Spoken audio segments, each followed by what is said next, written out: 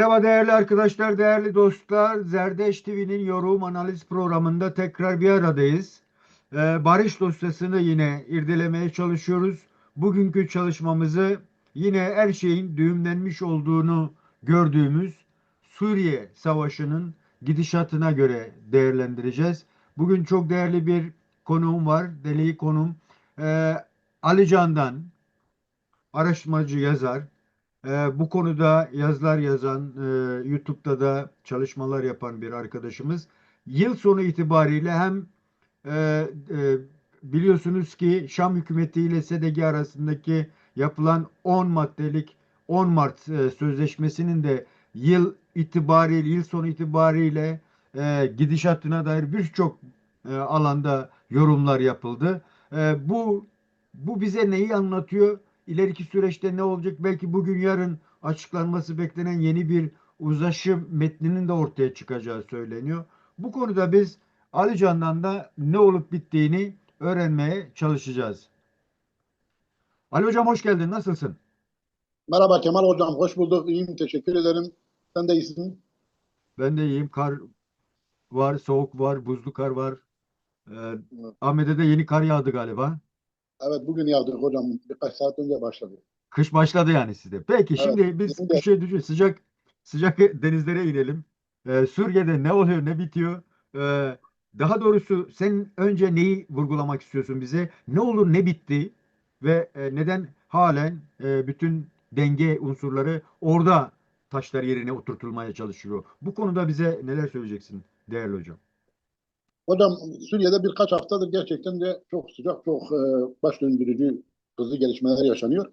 Bunların en başından da işte birkaç hafta önce e, Kürt kamuoyuna düşen haberler ve Türkiye kamuoyuna yansıyan haberlerde işte Şam hükümetinin e, Kamışlı'ya 13 madde e, içeren uzlaşma metni sunduğu ve Kamışlı yönetiminin e, bu uzlaşma metni üzerinde değerlendirmeler yaptığı ve yapılan bu değerlendirmeler sonucunda e, bu önerilere karşı asıl üzerinde tartışılması gereken maddelerin yeniden yazılması gerektiğini içeren yeni bir metni Şam hükümetine yolladığını ve Şam hükümetine de bu geçen pazar günü bu metnini ulaştırdı ve metne hala Şam hükümeti tarafında herhangi bir dönüş yapılmadığı e, e, Kürt Şimdi Ali Hocam, kamuoyundan. Şam hükümeti 13 maddelik bir metni gönderiyor değil mi? Yani teslim Evet, ediyor kendi taleplerini. evet, Bu evet. 10 Mart protokolünün sonrasında oluşan, öyle varsayıyoruz. Şam'ın belirlediği 13 maddeyi SDG'ye gönderiyor. SDG de buna cevap mı veriyor? Bu böyle bir tartışma Evet. mı var? Bunun önemi de şurada hocam ilk defa resmi yazılı belge veriyor. Bugüne kadar hep bildiğimiz gibi Şam hükümeti görüşmelerde şifayen sözlü mutabakatlara varıyor. Her anlamda iki taraf anlaşıyor. Fakat bunun yazılı mutabakata dönüştürülmesinde herhangi bir e, gelişme yok. Bu nedenle ilk defa işte yazılı bir mutabakat metni sunuyor. Fakat bu metinde de az önce belirttiğim gibi yani e, Rojava tarafının değerlendirmelerine göre bazı yani spekülasyon yaratmayalım ama şunu söyleyebilirim kendilerini kabul etmeyeceği maddeler var. E, Hı hı.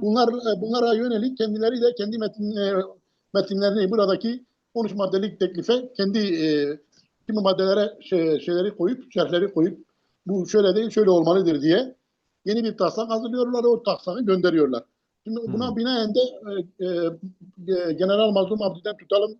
Ondan sonra Rojava yönetiminden e, birçok basına yönelik açıklamada bulunan yetkili Hı hı. bu işin kısa özetini belirttiler. Yani burada bir güvenlik anlaşmaları var. Misalen işte sınır güvenliğinden tutalım. Yine Hı. iki ordu değil tek ordu olmasına yönelik. Yani e, SDG'nin Şam ordusuna entegrasyonu. Yine Evet. e, yeraltı kaynaklarının yani petrolden tutalım doğalgaz vesaire Hı bunların hı. işte genel tüm Suriye halklarına eşit bir şekilde paylaşılması yani onların nüfusu oranınca e, tüm Suriye halklarının bu kaynaklardan yararlanması. Yine Hı bunun hı. dışında yerel yönetimin özellikle Rojava yerel yönetiminin özelliğini koruması yani ademi merkeziyetçi bir yönetim e, olması ve her ilin kendi kendini yönetmesi, yani valisinden tutan gerekirse iller bazında bir ademi merkeziyetçi sistem. Yani her il kendi valisini, belediye başkanını seçecek ve yerel özellikle Rojava'daki tüm kamu kurum kuruluşlarının, yani Rojavalı personelin, Rojava yönetiminde çalışan tüm memurların yani haklarının korunması, bundan sonra işte Suriye memurları olarak sayılması ve bunların haklarının güvence altına alınması gibi işte bazı maddelerde dediğim gibi e, uzlaşmaya varılmış. Ama anayasanın yapılması gibi tüm Suriye'nin bu anayasada yer alması, etnik, dini, mezhepsel farklılıkların e, özgür bir şekilde anayasada temsil edilmesi gibi daha derin maddelerde ise bunlara yönelik daha geniş görüşmeler yapılması nedeniyle bunlar bu Ocak ayının aralığın 30'una kadar yetişemeyeceği için ileriki bir tarihe ertelenecek. Şimdi bunun için de işte kamuoyu şu anda hatta bazı medya kuruluşlarına Mazlum Abdi'nin Şam'a indiği söyleniyor. Ruda TV, Gülistan TV başta olmak üzere. İnmiş. Ama İnmiş evet, mi? inmiş de haberler verildi birkaç saat önce. Fakat bu teyitli haberler değil. İnmiş de olabilir ya da yarın da inebilir. Hı Fakat hı. bu Şam'a gideceği kesin. Neden? Çünkü işte e, az önce sizin belirttiğiniz 10 mutabakatında bir madde vardı. Bu mutabakatın 2025 yılı sonuna kadar e, imzalanması, hayata geçirilmesi, Gerekiyordu. daha doğrusu imzalanırken evet, hayata Evet. geçirilmesi, Hı hı. resmileştirilmesi kararı vardı. Şimdi Hı hı. bildiğimiz gibi birkaç aydı gerçekten de Rojava yönetimine çok ciddi baskılar vardı yani. Hı Bu hı. baskıların en büyük nedeni kim belli yani Türkiye. Dikkat edelim, bu 13 madde sunulduğu haberleri çıkar çıkmaz hemen işte Türkiye'nin Rojava'ya yönelik büyük bir çıkarması oldu. Yani Evet. Dışişleri Evet. Bakanı'ndan tutalım Milli Savunma Bakanı, ondan sonra müsteşarı, yani kabinenin en ağır üyeleri Şam'a gitti. Evet. Hatta birkaç gün kalarak görüşmeler yürütüldü ve Hı hı. hatta e, Dışişleri Bakanı Hakan Fidan'ın konuşması devam ederken İsrail'e yönelik soruya cevap verdiği esnada konuşması kesildi. Yani bu da Hı. bir çok spekülasyona da yol açtı. İşte İsrail'e yönelik eleştiriler yaparken konuşturulmadı diye Şam hükümeti Hı. tarafından Evet. böylesi bir daha sonra bir gün sonrası, bir iki gün sonrası daha doğrusu Türkiye Dışişleri Bakanlığı Şam hükümetinin kendilerinden teknik arıza nedeniyle böyle bir şeyin yaşandığını, bundan dolayı da özür dilendiğini söylese de dediğim gibi işte kamuoyunda birçok tartışmaya yol açtı. Şimdi Evet. Evet. tabii Türkiye'nin baskılarının yaratmış olduğu, ki Türkiye'de yani Suriye'de gerçekten de etkin bir ülke. Evet. ABD Türkiye tezlerine çok yakın, yani özellikle ABD Başkanı Trump ve Trump'ın özel elçisi Tom Barak son dönemlerde Rojava yönetiminde özellikle Salih Müslim'in yaptığı açıklamalardan şunu net görebiliyoruz. Ki ben Hı. mesela birçok yazımdan ve programlara katıldığım programlarda da bunu net bir şekilde vurguluyordum. Daha yani Salih Müslim açıklama yapmadan ben bunu belirtiyordum. Neydi Hı bu? hı. ABD'nin özellikle Rojava yönetimine çok ciddi bir baskısı vardı. Yani anlaşmayı kabul etmesine yönelik ABD Salih Müslim'in bir belirtmiş olduğu cümleyle söylersek çok net, çok güzel orada özetliyor. Diyor ki ABD'nin acelesi var ama adaleti yok. Yani Hı. gerçekten Rojava yönetimi ABD ve Türkiye'nin baskılarına karşı büyük bir direniş sergiledi yani. Bunu gerçekten de doğru okumak ve haklarını teslim etmek gerekir. Çünkü ABD Başkanı Trump bir an önce anlaşma yapılsın, imza da gelinsin, benim yanımda hemen imzalasınlar. Tamam da burada adil bir anlaşma olmazsa bu sorunun çözümü demek değildir. Sorunun olsa ertelenmesi demektir ve daha sonra büyük patlamalara, Suriye iç savaşına vardırılacak gelişmelere yol açması demektir yani böyle bir anlaşma. Oysa ben gerçekten de görebildiğim kadarıyla Rojava'nın buradaki tavrı takdire şayandır. Direniyor. Öyle işte e, üstünkörü bir anlaşmaya yanaşmıyor. Genel kapsamlı bir anlaşma talep ediyor. Yani burada bir anlaşma yapılacaksa bu anlaşma sadece belli maddelerle sınırlı kalacak ve özellikle de yönetimsel boyutuyla ilgili dikkat edelim, Rojava'ya dayatılan nedir? Anlaşmanın içeriğine baktığımız zaman Rojava'ya emir komuta bizde olacak, bu şekilde orada entegre olacaksınız. Bir, ikincisi atanacak sınır memurlarını atama ve görevden alma yetkisi Suriye hükümetinde olacaktır. Yani şimdi bunun anlamı nedir? Hükümranlık haklarını tartışmaya gelmiyorum demektir yani. Egemenliği paylaşmıyorsansa, tartışmıyorsansa, merkezi bir Suriye olacaksa o zaman Esad neye gitti? Esad'ın gitmesinin anlamı yoktu yani. Yani o zaman yeni Suriye'den bahsetme, yani Kürtler için tek değil.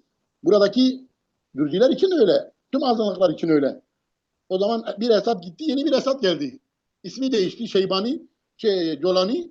Yani ne fark eder? Anlamı yok.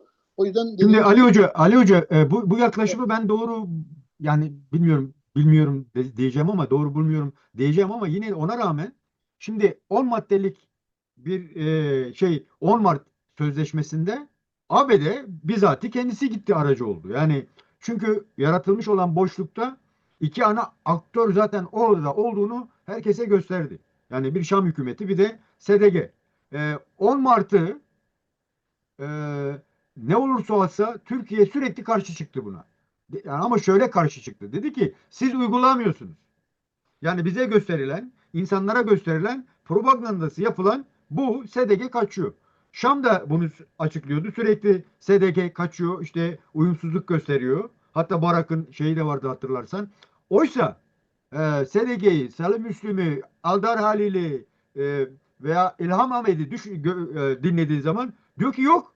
Yani biz randevu istiyoruz, randevu vermiyorlar.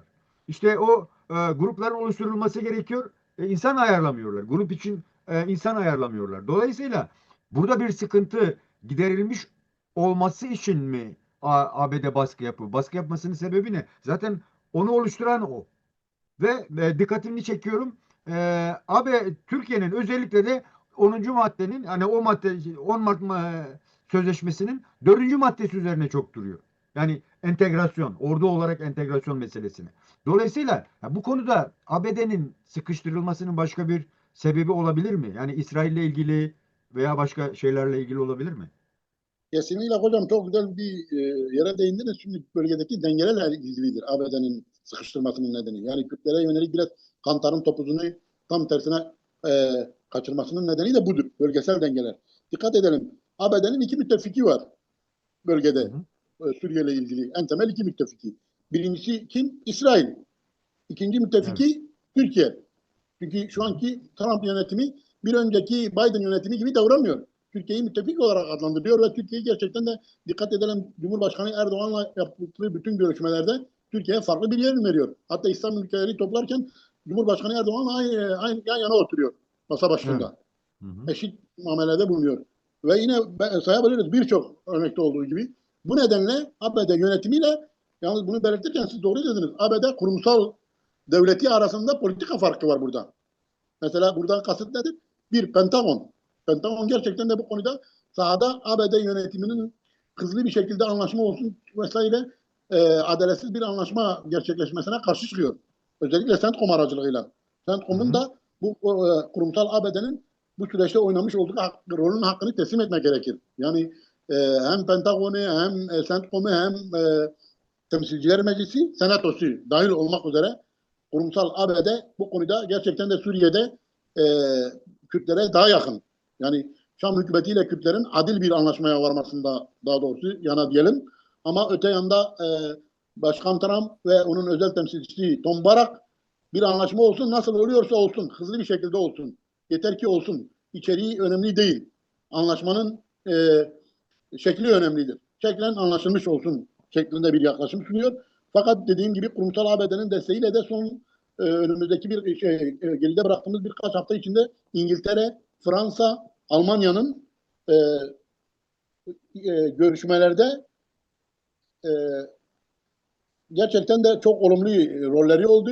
Uzlaştırıcı rolleri oldu.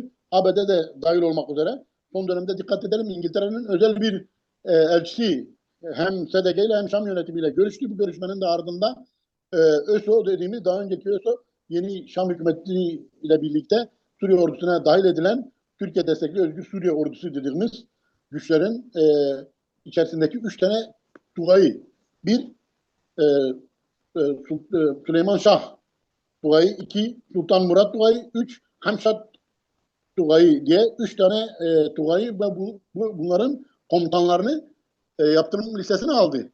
Bunların bu İngiltere, evet. Tugay'ların komutanlarını. Bunlar da önemli mesajlardı.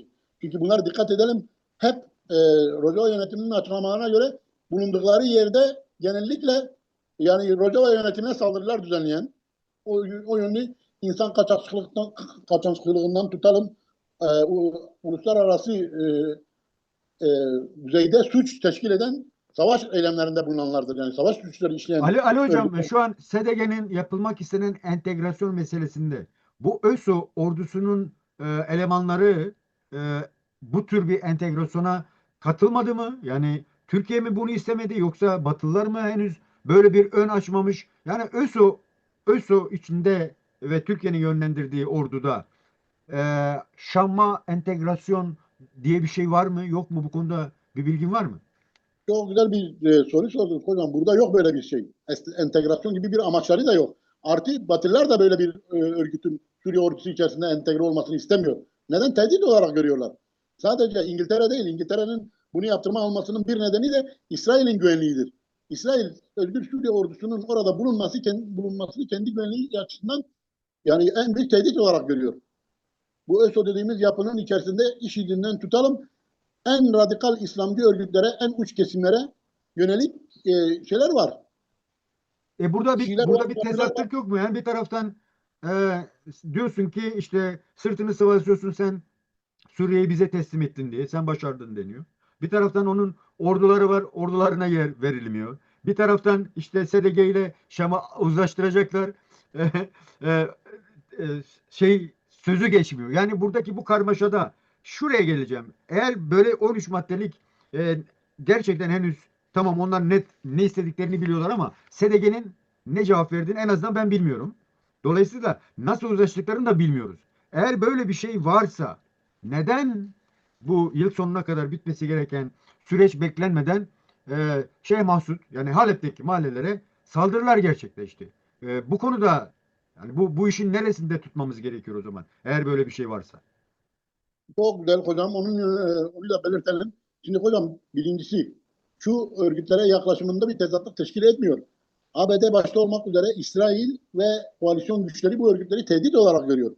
Yani bugüne kadar e, resmi olarak çıkıp herhangi bir eylem yapmamalarının nedeni siz de belirttiniz. Ortada Suriye ordusu diye bir şey yok. Bunlar hepsi yani cihatçı örgütler. Hatta 27 tane ayrı örgütten müteşekkil bir örgüt. Şimdi niye SDG'yi özellikle dayatıyorlar ki SDG'nin anti terör timlerinin ya hat bunların bütün Suriye'de operasyon yapmasını istiyorlar. Yani bunu iyi görmek lazım. Bu 13 maddede de bu var. Bu kabul edilmiş. Neden? Çünkü ABD askerleri bile Şam'da ilk yaptıkları devriyede 3 tane kayıp verdiler. Niye? Çünkü içinde IŞİD diye adlandırdılar fakat yani IŞİD'den tutalım tüm İslamcı örgütler ABD karşıtı, İsrail karşıtı. Golani bile bunlar için şu an bir tehdit konumuna gelmiş. Golani'yi bile tehdit ediyorlar. Suriye'de ordu Hmm. yok. SDG ile birlikte Suriye'nin ordusunun bel kemiğini oluşturacaklar. Burada Sünni İslam içerisinde de ılımlı kesimlerden orduda yer alanlar kalacak. Diğerleri tasfiye edilecek. İngiltere bunun ilk işaret fişeğini attı.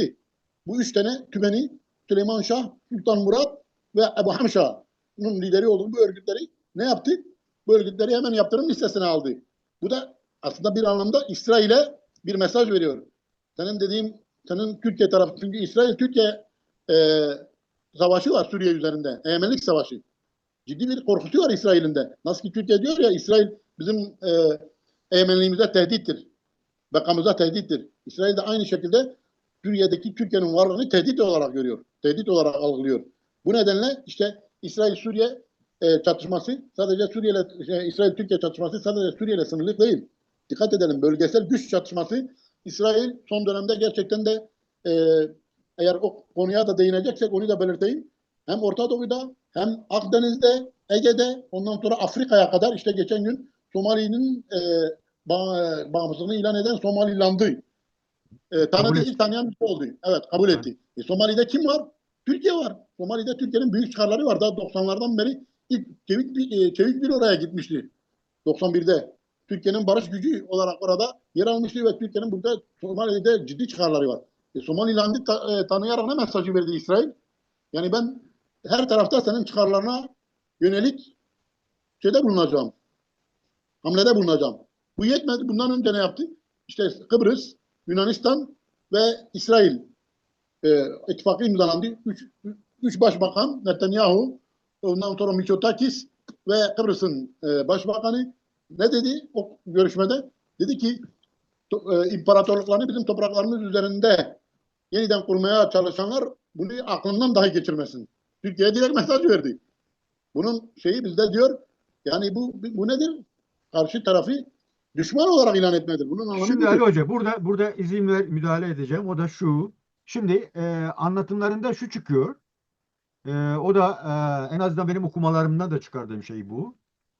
O da şu. Bir, ABD, İngiltere ve Avrupa Birliği ülkeleri, Batılılar diyelim, emperyaller diyebilirsin, Evet. egemen güçler diyebilirsin. Şimdi Türkiye'yi ve İsrail'e ayrı roller vermişler gibi görünüyor. Yani onların rahatlıkla Orta Doğu'da at oynatmaları için bir saha açılmış. Ben öyle görüyorum yani. Dolayısıyla işte atlar bazen aynı noktalara gidiyor vesaire vesaire. Ama bariz bir şey var. Suriye paylaşıldı. Kimse bunu dillendirmek istemiyor. İşte güneyi bir taraftan e, e, İsrail alıyor ki Golan Tepelerini Suriye haritasından çıkardılar ve Hatay'ı da çıkardılar. Yani dolayısıyla ABD ve Batılılar için Şam'ın vazgeçilmezliği ortaya çıkıyor değil mi? Orada duruyor. Kesinlikle. İsrail bir yarı emperyal yani bölge emperyalisti olarak istedikleri şey yapıyorlar. Türkiye'ye bakıyorsun. Türkiye de öyle. Çünkü Suriye'nin hükümetini yönlendiren güç. E, Hem Güney Kürdistan'da hem de Rojava'da işgalci nitelikte yerleri var. Değil mi? Bir taraftan da Akdeniz'de birçok alanda bu ekonomik münhasır ekonomik alanlarında yer kapmaya çalışıyor. Libya olayında işte ikili bir hükümet var. Hükümetlerden biri bunların denetiminde gibi ki uçağın düşmesi de yine aynı döneme denk geldi ve şeyler artıyor. Gittikçe artıyor. Böyle iken biz şimdi bu iki emperyalin çok da dengesizliğini görmeden SDG ile Şam'ı gördüğümüzde yani suyunun suyu gibi bir şey bütün dünyayı engel yani şey yapma tedirgin etmiş durumda. Bu yani SDG'ye de ABD destek oluyor. Şam'a da ABD destek oluyor. Burada sorun ne? Yani bizim göremediğimiz ne? Olması gereken ne? Sen nasıl ne dersin? Neler görüyorsun hocam? Hocam Suriye'de iki aktör var. İki temel aktör var. Suriye'nin yerli aktörü. Birincisi Şam'daki hükümet, ikincisi SDG. Yani kamusu Yerelde. hükümeti. Evet, Yerelde. Evet. Rojava yönetimi. İki aktör. Dünya bunu kabul ediyor. Burada bir sorun yok. Yani dünya basınını aç bugün. Dünyadaki televizyon kanallarını. Ondan sonra medyanın dışında Birleşmiş Milletler'in e, Güvenlik Konseyi üyesi ülkelerine kadar. Bugün Suriye'deki gerçekliği nasıl algılıyor? Bir, Şam yönetimi. İki, özel yönetim. Ve onun ordusu SDG entegre oluyor diyor. Bütün dünya haberleri de medyası da bunu veriyor. Gözler burada. Niye burada? Bu entegrasyon sağlanacak. Sağlandıktan sonra Suriye'de istikrar Tamam sağlanmış desinler ki olacak. Şam sen burayı yönet o burayı yönet iş bitsin yani ne bu Şimdi çalkantı? problem burada hocam. Tek kabul etmeyen işte. Senin az önce belirttiğin gibi bizim anlamadığımız ne? Tek kabul etmeyen Türkiye. Türkiye'de sanki kendisi kabul etmeyince bütün dünya kabul etmiyormuş gibi yayıyor. Öyle bir durum yok. Zaten bu anlaşma olduktan sonra Türkiye istese de istemese de kabul edecek. Az önce dedin ya bunu Suriye'deki gelişmeler Türkiye'ye nasıl yansıyacak değil mi? Konuşmanın şeyinde içeriğinde. Yani Türkiye bunu biliyor. Burada Rojava'da gerçekleşen mutabakat Türkiye'nin içine yansıyacak hem de 10 şiddetinde yansıyacak. Şimdi Yani dün değil evvelsi gün Ali Nesin'in programında e, Salih Müslim'le görüşüyor. Ama programa katılamıyor. Hastanedeyim diyor. Süleymaniye'deyim diyor. Dolayısıyla programına katılmayacağım ama şeyi soruyor. Yani nedir, ne oluyor, ne bitiyor? Ya diyor aslında o iş tamam. Türkiye'nin sıkıntısı o masada olmaması. Dan kaynaklı bir sıkıntı var diye açıkladı yani bunu söyleyen Salim Müslim ben değil. Dolayısıyla yani bu Halep'e saldırının kökeninde de sanıyorum bu yatıyor. Dolayısıyla eğer bu masada yoksa yani Türkiye'de artık içine dönebiliriz. İçeride olup bitene bu nasıl yansıyacak? Yani yine sen yine Suriye genelinde söylemek istediklerini söyle ama bir de bu boyutuna bakalım neler göreceğiz hocam. hocam şimdi Suriye boyutunda da bunu da belirterek içeriye geçebiliriz. Şimdi Tabii az önce buyurun. belirttiniz. Evet, Suriye'de ABD'nin iki temel aktörü var diyelim. E, Suriye dinamikleri dışında bölgesel dinamikler. Bir dedik ya İsrail, iki Türkiye. Şimdi burada ikisinin kavgası artık dünya çapında bölgesel düzeyi de aştı. Artık Afrika'ya kadar yayıldı. Böylesi bir egemenlik çatışması var. Evet ABD'nin bu işine geliyor mu? Geliyor. ABD Türkiye ile Suriye'yi, Suriye ile Türkiye'yi, pardon, Türkiye ile İsrail, İsrail ile Türkiye'yi geri geliyor, dengeliyor. Süper güçler böyle.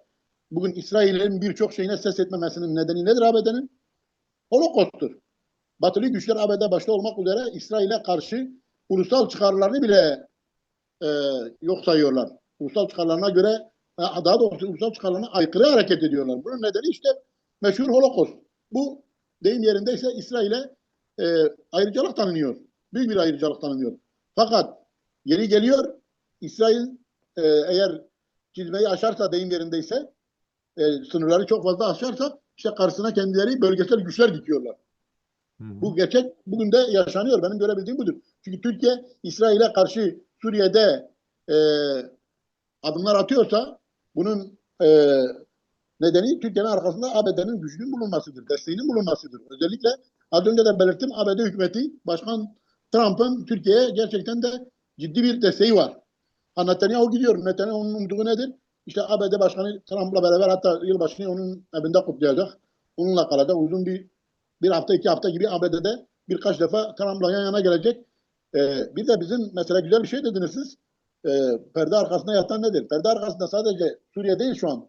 Suriye 10 Mart mutabakatının uygulanmasından sonra istikrara kavuşacak. Problemlerinin çoğu çözülecek. Peki şu an yeni hedef kim? Yeni hedef İran. Yani çünkü bütün İran dünya mı Suriye yoksa ama Türkiye ve İsrail'in güçlerinin bir şekilde İsrail'le ilişkilerinin kesilmesi mi? İsrail ile Türkiye'yi bir noktada uzlaştıracaklar. Bunu yaşayıp benim iddiamdır. Ben geçen hafta yazdığımda da bunu belirttim. Bir noktada bir araya getirecekler, uzlaştıracaklar. Çünkü ikisi de aynı kampta. Batı blokunda. Türkiye her ne kadar istikrarsız davranışlar içerisine girse de mesela yaşadı sırf yani kör Kürt düşmanlığından dolayı 10 yıl ABD karşıtlığı yaptı. Bunun ağır bedellerini, faturalarını ödedi. Bugün hala mesela Trump ne diyor? Diyor ki bizim için birkaç kişi iş var, onu yap. Yani nedir? S-400'leri ve 300 miydi? S-300'leri ver. Rusya geri ver. En başta bu olmak üzere. Şu maddeleri hallet, gel ben sana F-35 vereyim. Hı hı. Bugün Türkiye'nin asıl sorunu artık ordusunu modernize edememesi. Özellikle Türk Hava e, e, yani Türkiye Silahlı Kuvvetleri'nin hava savunma gücü. Yani son birkaç haftada yaşadığımız bunu çok açık bir şekilde gösteriyor. Bölgedeki gelişmeler, İsrail'in bu şekilde Türkiye'ye karşı göstere göstere kuşatıcı ittifaklarda bulunması ve Türkiye'yi e, düşman kategorisinde değerlendirmesi, tüm bunlar neyi gösteriyor? Türkiye gerçekten teknik ve modernizasyon anlamında geri kalmış. Bunu bir şekilde sağlamak zorunda. Aynı şekilde gidiyor Rusya ile görüşüyor. Rusya'ya bu teklifte bulununca Rusya'nın yaptıkları da ortada. Karadeniz'deki gemilerin patlatılması, ondan sonra e, ta Ankara'ya kadar SİHA'ların gönderilmesi. Yani mesela Libya'yı dediniz. Libya'da iki yönetim var. Biri Hafter yönetimi Rusya'ya yakın. Öte yandan e, bu Türkiye gelip Trab ve uçak düşürülerek öldürülen yönetim Trablus Türkiye'ye yönetimi. yakın. Evet, Trablus yönetimi Türkiye'ye yakın ve adamı burada gerçekten de hala da kamuoyunda tartışılan apaçık bir şekilde artık navigasyon sistemi yanıltmalarıyla bir şekilde hiç düşmeyecek uçağı düşürttüler yani. Ya Tüm sonuç bunlar neyi gösteriyor? açıklanmadı ama nasıl olduğu. Evet. Yani artık daha ilan edilmemiş savaşlar yaşanan çağdayız. Şimdi İlan edilmemiş savaşlar yaşanıyor. değerli hocam, o zaman eğer öyleyse şimdi bu varsaydığımız ve SDG'nin de bu 13 Şara'nın göndermiş olduğu 13 maddeye eklemlemeler veya kabuller, ama henüz bir imza yok değil mi ortada? Bu kesin. Önümüzdeki günlerde olacak. Yani 10 Mart mutabakatı bir seneyle sınırlı tutulmuştu. Dolayısıyla aslında 2026'nın Mart'ına kadar ama Türkiye ısrarla işte yılbaşında bir haber vermek için sıkıştırmaya çalıştılar. Sanıyorum olmayacak gibi görünüyor. Yine de yarın öbür gün daha iki günümüz var. Yılbaşına 3 günümüz var. Dolayısıyla her şey değişebiliyor 24 saatte olsa. Eğer böyle bir şey olursa ve SDG Şam hükümetiyle sınırları tutmaya başlarsa bu ÖSO ne olacak? Veya Türkiye'nin bulunduğu alanlar nasıl değerlendirilecek? Bunu burada istiyorsan bırak ve bu konum, yani bir tarafta oradasın, bir taraftan senin söylediğin olmamış. Yani Salih Müslüm diyor ya, masada olmadığı için gergin ve ne yaptığını bilmez halde gibi tanımlıyor. İçeride olup biteni de herkes orayla bağlantılandırdı. Sayın Öcalan'la görüşmenin sebebinin de işte oradaki o işi halletmenin olduğu anlatıldı, söylendi. Eğer böyleyse yani çözüm süreci ve onların terörsüz Türkiye talebi çöktü mü diyebilir miyiz? Yoksa aynı mecrada devam mı ediyor? Bu konuda neler söyleyeceksin hocam bize? Şimdi hocam elbette ki birbiriyle tüm süreçlerin bağlantısı var. Yani çözüm sürecinin Rojava'daki gelişmelerle yönelik bağlantısı inkar edilemez. Yani apaçık ortada. Fakat her şeyi tek bir getirip tek bir sepete atıp her şeyi Rojava'dan kaynaklı diye değerlendirmek de gerçekçi değil. Bunu iyi görmek lazım. Ya şimdi O silah boyutu var. bıraksın diyor. Aha bir hafta önce tonlarca silah geldi yine. Ya Yani, az önce Rojava'daki gerçekliği nasıl Türkiye görmüyorsa dedik ya dünyada aktördür yani. İki aktörden biri Suriye'de. Türkiye o gerçekliği nasıl yanlış okuyorsa Türkiye'deki gerçekliği de yanlış okuyor. Mesela o yanlış okuyor diye biz kalkıp onun dümeninde gidemeyiz ki. Biz de yanlış okuyamayız yani. Yanlış okuma yaparsan sonuçta senin sistemin yok olur. Senin sistemin kaybeder daha doğrusu. Yıkılır yani. Çünkü mesela, az önce konuşmamda belirttim. Türkiye son 10 yılda gerçekten de e, Kürtlere karşı özellikle kör Kürt düşmanlığı nedeniyle e, kendisini kilitledi. Yani değerli yalnızlık diye bir uydurma dış politika yarattı ve bu değerli yalnızlığı adeta bir ahlaki bir etik bir değer olarak topluma sundu. Oysa değerli yalnızlık neydi? Yani kendi sisteminin mevcut e, dış politikanın bitişiydi. Yani bir ülke eğer yalnızlaşmışsa dünyada örneği ne vardı? Hani Küba sosyalizmi değil mi? Bir adaydı. Kendini idame evet, ettirebildi. 40 yıl 50 yıl Castro liderliğinde götürdü. Ama artık evet, dünya bir Türkiye bir ada değil. Dünyada 50 yıl önceki dünya değil. evet. Türkiye hala aynı bugün hani diyor ya tarih tekerrürden ibarettir. Hı Yani hı. aslında aynı hataları tekerrür etmeyle karşı karşıyadır bunu sürdürürse. Fakat ben öyle okumuyorum çözüm sürecini. Tam Evet. tersine Türkiye'de yani bugün her ne kadar kuşkuyla yaklaşılsa bile Türkiye'de bir akıl olduğuna inanıyorum ben. Yani artık bunun Evet. adına derin devlet mi dersin, devlet aklı mı dersin, ne dersen de evet bugün biri çıkıp bana diyebilir ki ya ne aklı, ne devleti, ülkeyi tek adam yönetiyor. Haklılık payı bunda yok mu? Var. Fakat tüm gerçekliği böyle algılamak doğru mudur? O da doğru değil. Çünkü niye? Yani Türkiye köklü bir devlettir. Devrevi olarak, dönemsel olarak bazı hatalar yapılır. Ama benim gördüğüm çözüm süreci işte devlet aklının burada devreye girmesidir. Ortaya çıkmasıdır. Çünkü bağlantı da nedir?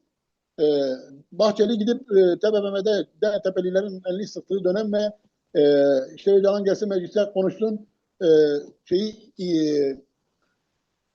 PKK'yı silah bırakmaya ikna etsin, feshetsin. Biz yani umut hakkını da kendisine verelim dedi değil mi? Bugün Evet. tüm bunlar beklemedikleri hızla yetişti, gerçekleşti. Onların bile beklemediği hızla gerçekleşti. Şimdi bunlar gerçekleşince bu sefer bu sözler hepsi havada kaldı. Evet. İşte komisyonlar kuruldu, komisyon toplandı, dinlemeler yapıldı, İmralı'ya kadar gidildi, İmralı dinlendi, gelindi, raporlar sunuldu. Raporları değerlendiriyorsun, bakıyorsun. Raporların özetinde Kürt sorunu adı bile yok daha raporlar DTP'yi çıkararak, dışında tutarak. Şimdi Ali Kürtlere Hoca söz buradan hareketle son 2-3 gündür hiç görmediğim yüzler yine ortaya çıkmış. Yani varlardı bu insanlar. Türkiye'nin belli dönemlerinde sözü geçen insanlar arasında. Ve dünden beri söylemek istedikleri şu. E, Süreç çöktü. Zaten söylemiştik. Bu böyle olmaz. İşte bir taraftan Sayın Öcalan bir tarafta Bahçeli ile bu iş yürümez. CHP'nin tutumu belli. İyi ki de böyle yapmamış. Komisyonda zaten bir şeyler yazmadılar. Bütün bu olumsuzluklara rağmen sen çözümün devam etme olasılığını görüyorsun yani. Diyorsun ki hani açık söyleyeyim Duran hocam Kalkan tam demişti ya geri dönüş yok diye. Gerçekten yok mu artık öyle bir şey? ya geri dönüş yok hocam. Çünkü süreci nasıl değerlendir? Bu ortaya çıkıp ben de görüyorum. Ortaya çıkıp konuşanları ben de izliyorum, okuyorum, takip ediyorum. Yalnız dediğim gibi çok farklı noktalardan bakıyoruz. Neden? Açıkçası bir, şimdi az önce belirttim. Evet, süreç dünya, bölge ve daha sonra da Suriye'deki gelişmelerden Rojava başta olmak üzere hızla gelişti diyelim. Doğdu ve hızlı gelişti, ilerledi. Ve Kürtler en önemli yapılan yani Öcalan'ı çok eleştiriyorlar. Ben şimdi şunu söyleyeyim. Eleştirebilirler. Ben kimsenin de şeyi değilim yani. Körü Tabii, körüne bir savunucusu değilim. Asla da olmam. Fakat tabii ki. gerçekleri göremiyorlar. Problem burada. Sorun burada. Türklerin yaptığı en iyi şey Türkiye'nin elindeki terör kartını çekip aldı Öcalan. PKK'yı tasfiye etti. PKK'yı bitirdi. Silahlı mücadeleyi sona erdirdi. Gerçek anlamda sona erdirdi. Yani öyle işte daha önceki denemelerde olduğu gibi değil. Ve muhatap da buldu. Siyasi muhatap da buldu. Öcalan'ın aradığını buldu. Hı hı, evet. Yani Yani meclis komisyonu Öcalan'a gitti. İlk defa. Daha önceki Öcalan'a gidenler ister rütbesi general olsun, ister BİK müsteşarı olsun, ister hatta bir dönemler e, Kamu Güvenliği Bakanlığı vesaire gibi adları değişse de siyasi bir muhatap ortada yoktu. Ama Türkiye'nin siyasi yapısının %60'ından fazlasını temsil eden üç partinin milletvekilleri yani genel başkan yardımcıları düzeninde ve DTP'nin de işte e, meclis genel e, başkan yardımcısı düzeyinde işte üç tane milletvekili artı içinde bulunmuş oldukları komisyonun Türkiye genelinin neredeyse %90 temsiliyeti temsiliyetini taşıyarak bir muhatap buldu. Bu az şey mi? Bu çok şey. Bir. İkincisi, gelelim sürecin devamlılığına. Ben kesinlikle sürecin çöktüğüne inanmıyorum. Süreç elbette ki bazen duraklar, bazen ağır işler, bazen mesela öyle niyetler bile olabilir bir tarafta. Ya biz bu süreci başlattık da süreç bize değil karşı tarafa yaradı şeklinde değerlendirmeler de olabilir. Fakat süreç çökmedi, çökmemiş. Tam tersine ben bundan sonra özellikle Suriye'de yaşanan gelişmelerle nasıl böyle başladıysa yine Suriye'den yaşanacak gelişmelerle süreç kazanacağına inanıyorum. şimdi Yaşayıp Ali Hoca, göreceğiz. Birinci Dünya Savaşı'ndan beri oturmamış bir Suriye vardı ve çok denendi. Yani 5-6 defa Fransızlar denedi, İtalyanlar denedi, sonra İngilizler denedi. Bugün ABD'nin yapmış olduğu bir deneme var. Yani o nereye evrileceğini gerçekten de tam bilmiyoruz. Ama görülen şu, hani Kürtler hakikaten varlıklarını ispat ettiler. Yürüyebilecek alanları görebildiğimiz kadarıyla tamam, sözleri dinlenmiyor belki veya masalarda göremiyoruz onları. Ama e, o güçlere çok rahat ortaklık yapabilecek bir konum görünüyor. Belki ileriki süreçte çok daha farklı açılımlar da gerçekleşebilir, gerilemeler de olabilir vesaire. E, Burada eğer böyle bir şey olursa bu Türkiye'deki Kürtler için de başka şehirlerin başlangıcı, yani Sayın Hocaların söylediği, hakikaten artık bir anayasa gündeme gelecek mi? Bir hukuki sürecin başlanması için adımlar atılacak mı? Yeni yıl müjdesi veya şey olarak söyleyebilir miyiz? Bu konuda neler söylersin hocam? Evet hocam çok güzel çağrıştırmalar yaptınız bende. Mesela işte Suriye gerçekten son yüzyılda oturmamıştı. Fransa tarafından olsun yine işte ülke içerisindeki Esad ailesi vesaire. Fakat dikkat edelim az önce siz İsrail'e ve Türkiye'nin ki ben de aynı kanıdayım yazılarımda da onu belirtiyorum. Türkiye'yi iki ülke aslında parçalıyor şu an. Biri devamlı Türkiye'nin toprak bütünlüğünden söz eden yine Türkiye'nin bir çakıl taşını bile özellikle Kürtler boyutuyla Türkiye'yi bahsediyorum. Türkiye'nin her açıklamasında Suriye kardeş, Suriye komşu, Suriye'nin toprak bütünlüğü toprak. Ya adam çıktı Trump dedi ki ben dedi Golan Tepelerini 67 yıldır İsrail ne yapıyordu kendi şeyine katamamıştı resmi olarak verdim onlara. Verdim. Kendisi de oralı ha. Kendisi aynen Golani oralı. İşte Golani dedikleri Golani. Dedi ben verdim oraya. Türkiye'den tek bir şey çıkmadı. Ses, itiraz. Hani e, lafta da olsa, sözde de olsa bir kınama da yapmanız gerekirdi. Toprak bütünlüğünden yanasınız. Adam babasının toprağıymış gibi okyanus ötesindeki adam arıyor diyor ben buna verdim. Ve diyor vallahi sonra da 2 dakika danışmanımla görüştüm. Orada adam bana anlatıyor oranın yeraltı zenginlikleri de var dedi. Hatta diye keşke para da isteseydim diye bedava verdim. Evet, 900 milyon dolar diyor, milyar evet. dolar diyor. Bana anlattı 2 dakikada ticaret kafalıdır hemen anlamış. Hadi ben para da istemedim ha diye keşke isteseydim. Öte yandan buna karşılık ne yapıyor? Şam hükümeti e, harita yayınlıyor. Tamam diyor. Haritada çıkarıyor Golan Tepelerini. Öbür tarafta da Türkiye'ye sus payı olarak diyor ki ben de Hatay'ı da çıkardım. Bir önceki yönetimde Hatay Türkiye'nin toprağı olarak değil Suriye'nin toprağı olarak haritada yer alıyordu. Evet. Gördüler Hatay bizim. Bunu da çıkardılar. Bakın Türkiye dediniz ya oradaki anlaşmanın yansımaları. Türkiye'ye yansımaları az önce de dedim. Ben olumsuz anlamda demiyorum yanlış anlaşılmasın. Yani atom bombasının yarattığı güç ya da depremin yarattığı güç diyorlar ya. Özellikle Türkiye'deki şu inkarcı, retçi, asimilasyoncu kesimlerin beyninde 10 şiddetinde bir deprem etkisi yaratacak. Bu imzalanacak ki yarın ayın 28'inde büyük ihtimalle %100 demeyeyim. Bir şöyle söyleyelim bir şey olmazsa e, bir olumsuz ya da diyelim bir aksi gelişme yaşanmazsa yarın 10 Mart mutabakatına Mazlum Abdi ve Suriye hükümeti yeniden imza atacak. Bağlıyız. Teyit ediyoruz bağlılığımızı. Bu mutabakatı işte şöyle şu maddelerinde bu zamana kadar bugüne kadar anlaşma sağladık. Şu maddelerinde ise işte dediğiniz gibi 10 Mart'a kadar süre lazım. Süre isteyecekler. Süre verilecek ve dünyaya deklare edilecek. Bu Suriye sorununun artık büyük oranda çözümü anlamına gelecek. Bu çok önemli. Gündemden çıkarılacak. Asıl bundan sonra konuşacağız bu ileriki programlarda İran olacak. İran. Fakat Türkiye'nin içine yansıması Şimdi işte dediğimiz gibi. oraya geleceğiz de bir soru daha sorayım, ondan sonra geleceğe dair son bir soruyla bitirelim. Şimdi şöyle bir soru sorma olanağımız var mı? Varsa altını nasıl doldurmamız gerekiyor? Eğer bugün Türkiye'nin istediği olmadığı varsayılıyorsa, değil mi?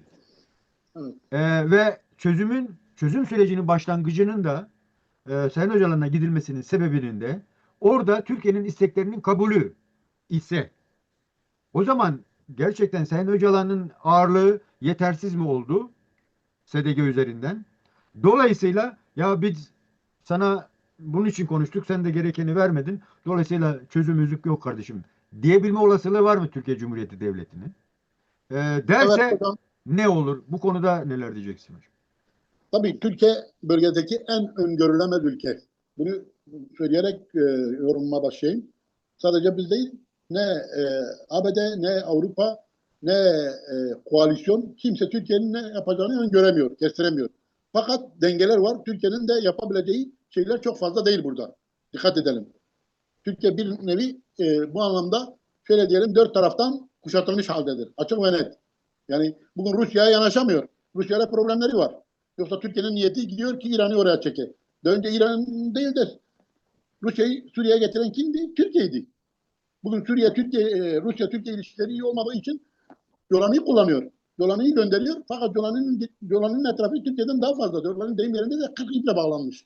Yani aslında bunu da tartışmak gerekir. Yolani Türkiye'nin mi adamı yoksa ABD ve İsrail'in mi adamı?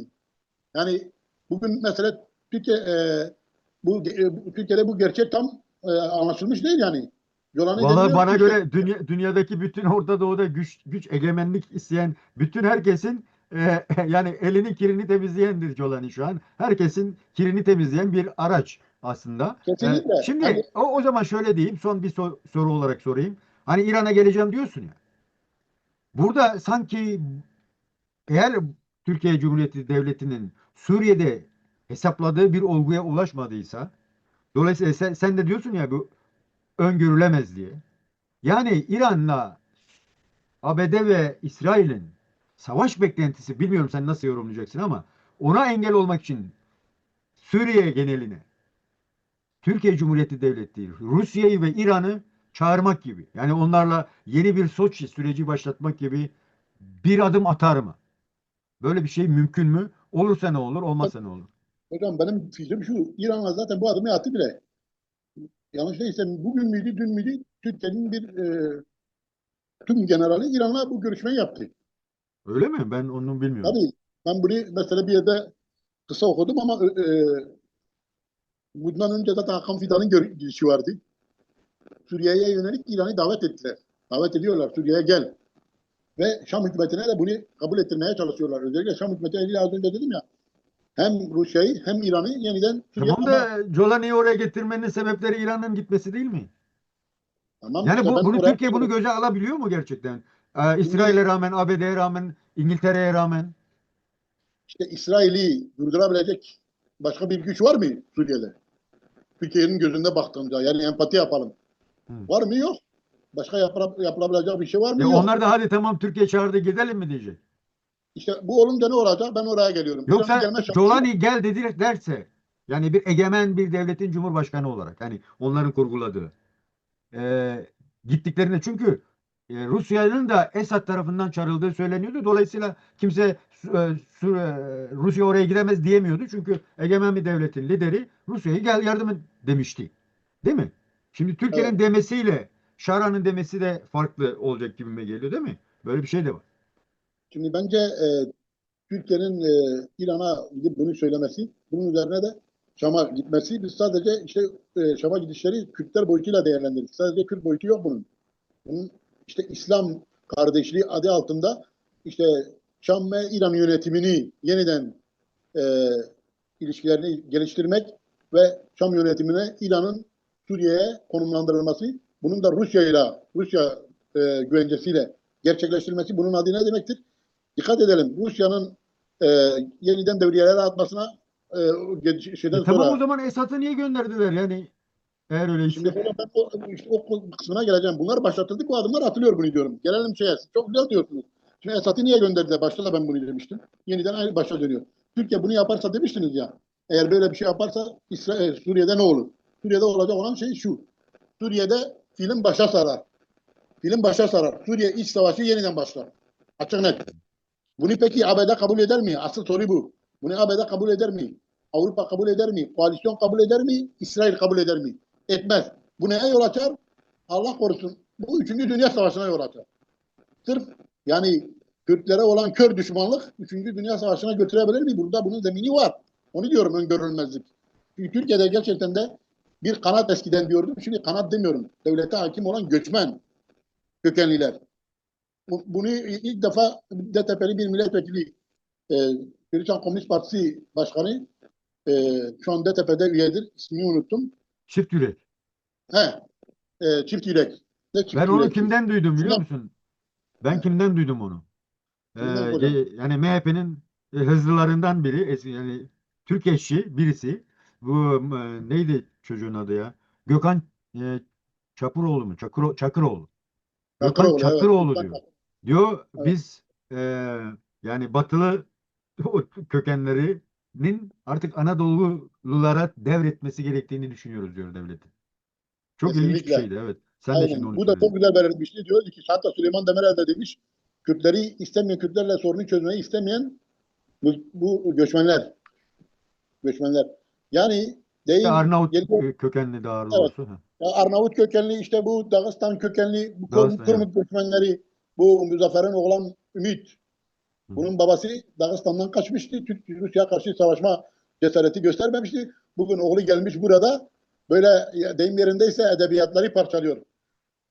Ağızla savaşlar kazanıyor, muharebeler kazanıyor Ümit Özdağ. Evet. Baba neyse evlat odur. Benim babam çok yürekliydiyse ben kimseyi küçümsemek için demiyorum. Hı hı. Dağıstan'dan kaçmayacaktı. Ruslara karşı savaşacaktı. O zaman kahraman olarak biz seni görecektik diye haklısın.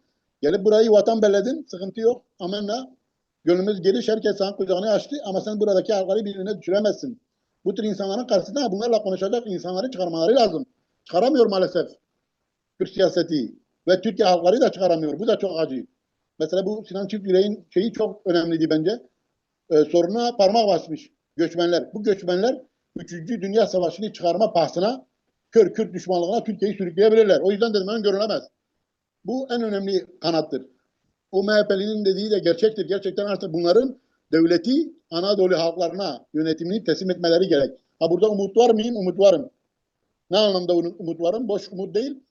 Türkiye gerçek düşmanlarını şu an gördü. Türkiye'nin etrafı kuşatılmış durumda.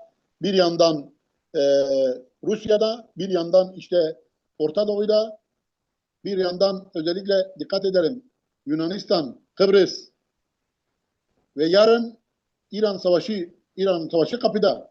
İran'da doğacak olan, sen hani Rojava'daki soruyu da halletmeden Rojava çıkacak. Yani bu Kürt düşmanlığının Türkiye'ye hiçbir faydası yok. Tam tersine Türkiye'nin sorunlarını bin kat ağırlaştıracak ve Türkiye'yi gerçekten de bu düşmanlıkta ısrar edilirse son 10 yıla dönüp bakalım. Türkiye dört yana birden yumruk sallamak durumunda kaldı değil mi? Her tarafla savaşmak durumunda kaldı. İşte değerli yalnızlık verdi, adını koydu. Ne mutlu dedi bize, değerli yalnızız biz. Ama bugün ekonomik çöküş neyi gösterdi? Ve Suriye'de yaşananlar, işte Yunanistan'ın silahlandırılması, Ege'nin artık bir Yunanistan'ın iç gölü haline getirilmesi, Kıbrıs'ta yarın Türkiye'nin büyük kayıplarla karşı karşıya kalması bunu gösteriyor. Türkiye bir 10 yıl daha böyle boşa harcayamaz. Bu, eğer Türkiye Kürt sorunu çözerse Türkiye bütün sorunlarını çözer. Yani ekonomik sorunlarından tutalım, Türkiye'nin siyasi sorunları, askeri sorunları, ordusunun yeniden modernize olması, bunlar hepsi gerçekleşir. Ama Türkiye Kürt sorununu çözmezse maalesef hani acı bir gerçek, yani bunu başka bir anlamla da söylemiyor. Türkiye çözülür. Sorunu çözen kazanır, sorunu çözemeyen çözülür. Türkiye bence bu konuda kimse hiç karamsar yaklaşmasın. Bugün mesela Cumhurbaşkanı'nın açıklaması olsun. Hatay'da yine Bahçeli'nin açıklaması olsun. Ben okudum. E, Aralarında gerçekten güçlü bir bağ da olduğunu gördüm. Çünkü ne diyor Devlet Bahçeli? Diyor ki Cumhurbaşkanı Erdoğan e, günün Süleymani'dir, Sultan Süleymani. E, Öyle mi? Ben onu evet, okumadım. aynen öyle diyor. Murat Kurum ise e, hani şu eserler yapan Kanuni Sultan Süleyman'ın Mimar Sinan'dır diyor Murat Kurum. Hmm. Öyle ciddi övgülerde bulunuyor. Ve Cumhurbaşkanı Erdoğan'ın yapmış olduğu açıklamalar da hatta mesela ben burada okuyayım. Diyor ki Türk, Arap, Kürt, Türkmen, Sünni, Alevi, Nusayri biriz. Bu toprakların 1000 yıllık sakinleriyiz. Nice asırlar komşuluk hukuku içinde yaşamaya devam edeceğiz. Yani Yani o zaman ben Sayın Öcalan'ın söylediği kanuni adımlar atılacak mı diyorsun yani? ben bunu görüyorum. Şu ahval ve şeriat içerisinde Türkiye'nin kuşatılmışlık durumunda. Bu yani kabul etme. Mesela bence Dolani onların adamı, İsrail'in adamı. Türkiye açıkladı, kabul etti dedi. Suriye hükümeti İsrail'le ilişki kurabilir. Bak, değil mi? Ya Ya, şimdi o zaman Kürtler niye Mazlum Abdi İsrail'le bir şey koysa niye sorun oluyor? Yani ki İsrail istiyor Kürtlerle ilişki kursun. Bu çok açık. İsrail'in Kürtlere Başbakanlık düzeyinden tutalım, Dışişleri Bakanı Sağır'ın onlarca açıklaması oldu. Ama Kürtler hala Sayın Öcalan'ın dediği gibi Türklerle ittifak kurmak istiyor burada. Bu çok önemlidir. Çünkü 1000 yıllık işte Sayın Erdoğan'ın da dediği gibi 1000 yıllık geçmiş var peki bu ki Kürtlere nasıl yansıyacak? Yani Kürt Birliği'ne nasıl yansıyacak? Son olarak bunu da söyle. Ondan sonra bitirelim Türkler hocam. arası birlikle ilgili hocam ben bunu diyeyim. Zaten bugün haberlere düştü. Sayın Başkan Barzani Ocak ayı içerisinde Şam'ı ziyaret edecek. Bu çok önemli bir adımdır. Nasıl yarın Mazlum Abdi'nin e, Şam'ı Şam'a ziyareti gideceğiz ne şimdi. kadar önemliyse evet o kadar da Başkan Barzani'nin ziyareti hatta ziyadesiyle daha fazla önemlidir. Neden daha fazla önemlidir? Çünkü maalesef Orta Doğu'da senin dostların yoksa, arkanda duran ülkeler, güçler yoksa yalnız başına güç olamıyorsun yani. Başkan Barzani'nin Şam'ı ziyareti Rojava'nın da arkasında güç olduğunu dosta düşmana gösterecek. Bu çok önemlidir. Biz aynı şekilde bütün Kürtler olarak Türkiye'nin de bir gün Rojava'yı ziyaret edip işte ya da Şam'ı ziyaret edip biz Kürtlerin de arkasındayız demesini beklerdik. Ama bu beklentimiz şu ana kadar maalesef gerçekleşmemiş. O yüzden bir Kürt liderin Şam'ı ziyaret etmesi ve Şam'a gidip büyük ihtimalle %100 Başkan Barzani diyecek bizim modelimizi uygulayın. Bunu şey yapacak. Bu çözümde arabulucu olma ki öyle görülüyor ki ABD ve uluslararası güçler bu ziyareti de destekliyor. Bunun arkasındadır. Bu da çok önemlidir. E, Şara'nın da işte arkasında 27 tane Arap ülkesi var değil mi? 27 tane Arap Evet. ülkesi. Evet. 27 Arap ülkesi var yetmiyor. Türkiye de Şara'nın arkasında. İran'ı da yanına çekmeye çalışıyor. O zaman yani Kürtlerin de arkasında olması gerekir. İsrail olmasın. Tamam İsrail ile Kürtlerin ilişkisi olmasın. Hadi istemiyorsunuz. O zaman Kürtlerin kendi arasında birliği olacak. Bunu gösteriyor. Yeni yılda benim Evet. görebildiğim kadarıyla Kürtler arası ciddi bir kenetlenme olacak. Kürt Birliği yeni yılda gerçekleşecek yani her açıdan gerçekleşecek. Ve bu birlik Rojava'nın kurtuluşuna götürecek. Bunu şimdiden görmek e, şu olmasa gerek diye düşünüyorum. E, O yüzden hatta yeni yıl içerisinde işte Süleymaniye, Hevler, e, Kamışlo daha sıkı ilişkiler geliştirecek ve bunlar da kimseye karşı değil. Tam tersine e, komşu ülkelerle bugüne kadar Rojava'nın hiçbir açıklamasına hangi yetkilisi çıkıyor diyor ya bizim en ufak Türkiye karşı bir tehdidimiz yok ya. Olmamış olamaz da diyor. Güvenceler veriliyor. Tehdit olarak değil. Tam tersine diyorlar ki sınır kapıları açılsın. Türkiye'nin de faydasına. Bence yarın dolanıp Türkiye sırtını dönecek bugünden işaretler var. Gene Kürtler Türklerle birlikte birlik olacak. Buna zerre kuşkum yok. İşte Sayın Öcalan'ın da aslında yaratmış olduğu düşünce ki Öcalan'ı mesela burada bir anekdot olarak belirteyim. E, 12 Eylül'de Suriye sahasına çıkınca darbe oluyor. Darbede faşizme karşı Birleşik Direniş Cephesi kuruyorlar. Hani o PKK tarihini bilmeyenler bunları bilmezler. O dönemde Taner Akçam'ın da içinde bulunmuş olduğu Türk sol örgütlerinin liderlerine mektup yazıyor Sayın Öcalan. Hepsini çağırıyor. Buluşuyorlar ortak bir direniş cephesi kurmada. Daha o dönemde Taner Akçam geçen bir programında izledim. O mektuptan bahsetti. Hani demedi tabii ben falan örgütün Ay, lideriydim. oraya da gitmişler ya. Oraya Evet, da gitmiş. oraya evet evet şeye gidiyorlar Lübnan'a, Suriye'ye gidiyorlar oraya. E, O dönemde Öcalan sorunu Ankara'da çözeceğini söylüyor Ankara'yla. Yüzü Ankara'ya dönüktür. Ya bu kötü bir şey midir? Kötü değil. İşte Öcalan'ı anlamıyorlar diyorlar. Korkudan yok bilmem şuradan. Ya adam korkuyordu 40 yıl önce 50 yıl önce başına silah mı koymuştu ya da adada mıydı? Tehdit altında mıydı? Değildi. Mehmet Ali bir anda gittiği zaman korkudan mı bunları diyordu? Evet, Kürtler içerisinde iki tane damar var. Bir, Türkiye'ci damardır. Türkiye ile sorunu çözmek istiyor. Bu kötü bir şey değil yani. Türkiye bugüne kadar o damara izin vermiyordu. Bugün kapıyı aralamış. Bu kötü bir şey değil. İyi bir şeydir. İkincisi, Türkiye'de yönelik değil, afaki bir İsrail e, yanlısı damar var. Amerikan ve İsrail yanlısı damar var. Ya tamam kimse onlara da bir şey demiyor. İsrail'i de sevebilirsin. Amerikancı da olabilirsin. Her milletin Amerikancısı var, İsrailcisi, şucusu, bucusu var. Fakat dikkat edelim. Benim mesela ben bu konuda açık ve net diyeyim. Her zaman da söylüyorum. Söylemekten de bir şey görmüyorum. Türkiye'den yanayım. Niye Türkiye'den yanayız? Türkiye'nin bu sorunu çözmesi halinde zaten Orta Doğu'da Kürt sorunu diye bir sorun kalmaz. Ya Niye? tabii ya. Temel taş Türkiye. Problem o. Hangi yerde Kürt sorunu çözülme aşamasına geliyor, Türkiye gidiyor, tıkatıyor. Bununla çözersek herkes de çözebiliriz. Mesela ne diyor? Evet. İsrail, Kürtler İsrail'le dost olur. Niye Türkiye dosttur? Yahut da başka bir Araplar ya 24 tane, 27 tane Arap devleti. Bugün hepsi İsrail'e yatıp kalkıp yönetimleri dua ediyor. Niye? İran'ı vurduğu için. Destekliyorlar açıkça. Ya, Diyorlar ki bizi bunlardan kurtardı. Bugün sesini edemiyor. Hatta diyor İran'ın yarın vurduğu zaman yine bunlar destekleyecek. Yani herkese helal de Kürtlere de haram. Yani yani böyle bir peki şey hocam. olabilir mi? Evet. Pekala Bu konuda hocam. kesin var hocam. Son olarak yine var mı söyleyecek bir şey? Ondan sonra bitirelim. Yok hocam en son söyleyebileceğim ne varsa söyledim. Bir sorunuz varsa cevaplayabilirim. Peki. Yoksa dediğiniz Teşekkür gibi. ederim. Umarım daha açık, berrak, şeffaf şeyler olur bundan sonra. Çünkü hep gizli kapaklı gitti birçok şey. Belki öyle olması gerekiyordu.